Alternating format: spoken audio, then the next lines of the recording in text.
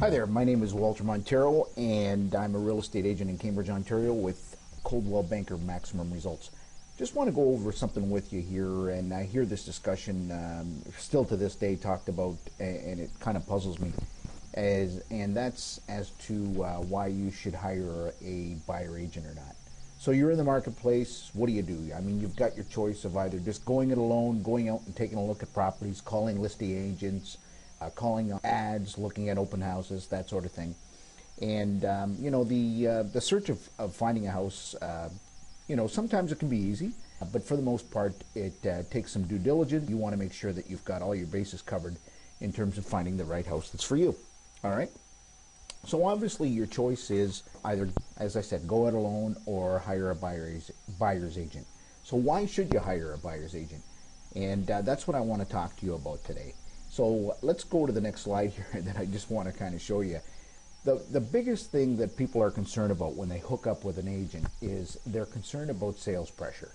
And they don't want to get conned into buying something that they don't want, or maybe buying something more than they can afford, that sort of thing. The last thing you want to do when you're out buying a home or out shopping for a home is to buy one without having your own representation. Because, for example, you could run into a character such as the one we have on the screen here. And the reason that you're at danger of running into somebody like this or having an experience that is high pressure is because that particular agent knows that because you haven't made a commitment to any particular agent to buy a home from, that they may only have one shot to sell you a property. So that's where you see all the sales tactics and tricks come out to try and get you to buy a home right away. Because, like I said, they don't know if you're going to go off and buy from somebody else, so they're going to do everything in their power to sell you a home.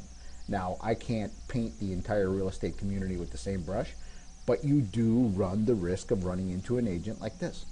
So, again, if you don't want sales pressure, considering using a buyer's agent is a great way to avoid that problem. Of course, you want to be exposed to as many properties as possible, and you want to make sure that the right home that's right for you gets discovered by you while you're out shopping. So you want to make sure that you see as many homes as possible, or at least are exposed to as many homes as possible.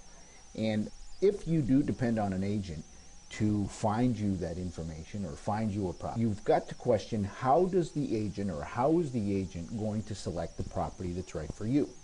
Well, without a buyer agency agreement, the agent is subject to getting paid what's called the cooperating broker's commission that is on the listing.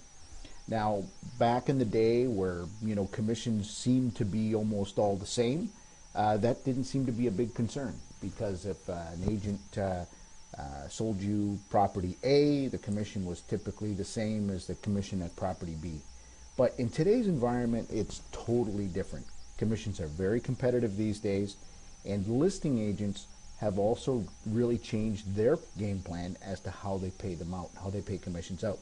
So as you can see from the screen here, this is just little snapshots that I've taken from listings right inside my real estate board here that offer commissions of anywhere from 3% right down to 1%.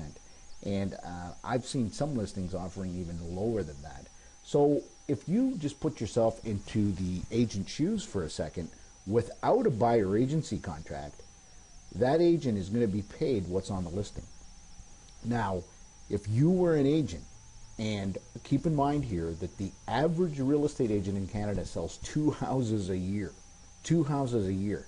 So if they're going to spend their time showing you property, which one do you think they're more likely to sell you? The one paying 3% or the one paying 1%? Okay, so you got to keep this in mind when there is no buyer agency agreement. When there is a buyer agency agreement, the commission comes off of the table, because that is addressed in the buyer agency agreement that you agree with your agent.